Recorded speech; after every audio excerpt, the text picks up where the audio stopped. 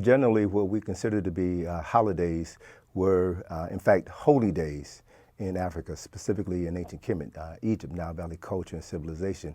And these holy days were timed to coincide with the relationship between specific celestial phenomena in the heavens, stars, constellations, the sun, and planet Earth. And that relationship literally affects everything on the planet. And because there was a specific impact on the way that the Earth's relationship to the sun, as it revolves around the sun, affects everything on the Earth, that specific times for certain holy celebrations were organized. So this season, this winter season, is a time where we're approaching the winter solstice, which is the shortest day of the year. And we have celebrations now, Hanukkah, Festival of Lights. We have Christmas with Christmas lights. These lights refer to the fact that on the winter solstice, which is the shortest day of the year, day in which in the northern hemisphere we have 19 hours of night. And then the winter solstice spans from 4 days, December the 21st through the 24th. And then after that 4-day period of time, then the sun is born on December the 25th. That is, the length of the day begins to increase by approximately 1 minute per day. And that time frame was viewed in ancient Africa as the birth of the sun, the sun. In other cultures or traditions, that tradition came down to us as the birth of a savior who was viewed as the Son of God. But many of the traditions that we now find in Christianity, for example, the birth of Jesus on December the 25th, the birth of Jesus in a stable, all refer to specific phenomena that were happening in the heavens and were acknowledged by Africans in Kemet in the Nile Valley over 6,000 years ago.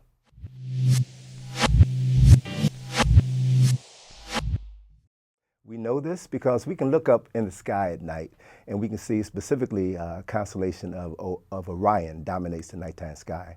And the constellation of Orion was known to the ancient Egyptians as Sahu.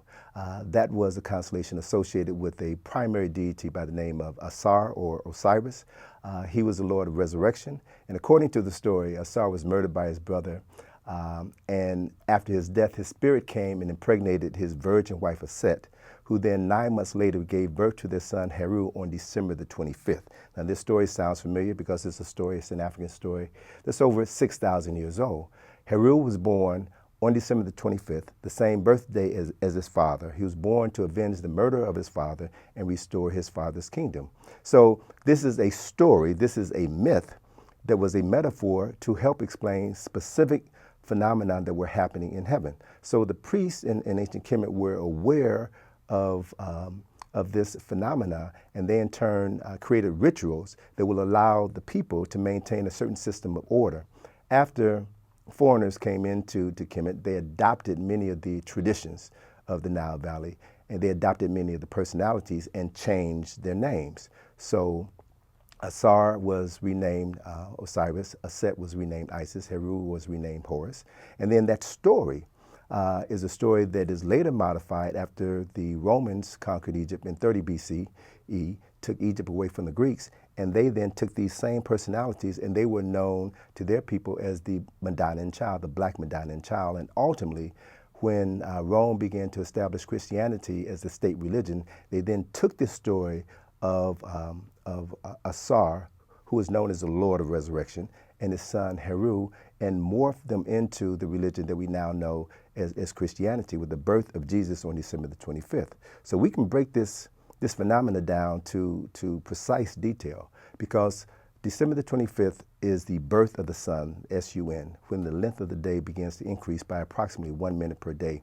At the moment of the birth of the sun, the constellation of Orion is in the constellation known as Sagittarius, or which was known in ancient times as the stable of Aegeus. So it was said that the sun was born in a stable. There are 3 stars in the belt of Orion, which makes this constellation so readily identifiable. And those 3 stars point to the eastern star, which we now know today is Sirius. Sirius is the star system that was associated with Set, the wife of Asar, the mother of Heru. And so in ancient times in Kemet, those 3 stars in the belt of Orion, or Sahu, were known as the 3 wise men, or the 3 kings.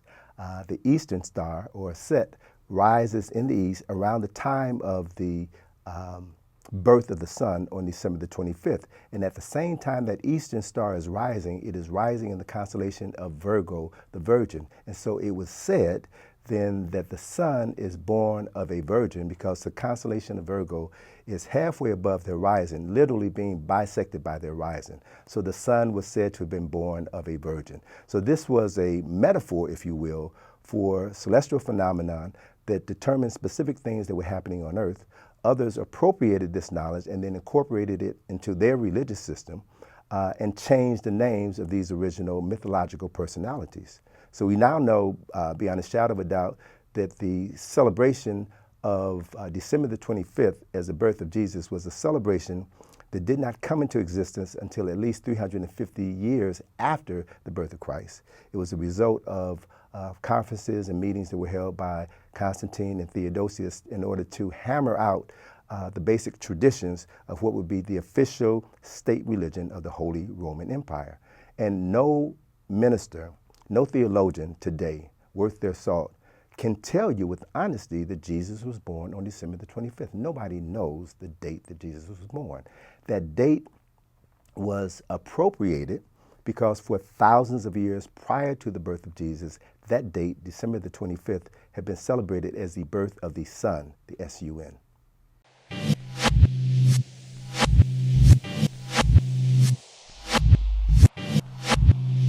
Well, let's be clear, Egypt is in Africa. There's no such thing as the Middle East. That was a term that came into common use during the early 20th century. And it was a term that was used to geographically and historically remove Egypt from the continent of Africa, thus removing the history of African people from the continent as well. Egypt is a Greek word, as are many of the terms that are used to describe the accomplishments of African people. Egypt is a Greek word. Sphinx is a Greek word. Pyramid is a Greek word. So one of the things that I'm always stressing is the importance of identifying African people, places, and things by their original names. The original name for Egypt is Kemet. Kemet is a word which means the nation of the black people. Kemet is the oldest documented civilization known to mankind. And I've been traveling to Egypt over 51 times during the last 35 years, studying this history inside and out. And I can say beyond a shadow of a doubt that that culture, that ancient culture, the oldest documented civilization known to mankind, was established by indigenous African people, and all of the major accomplishments which we now associate with Egypt were developed by indigenous Africans. And it wasn't until after Kemet was conquered by the Greeks, Alexander of Macedonia in 332 BC, that Kemet became Egypt. So most of the stories or images that we see of the ancient Egyptians are false images. And it has to do with the continued distortion of African history, culture, and the people associated with African history and culture.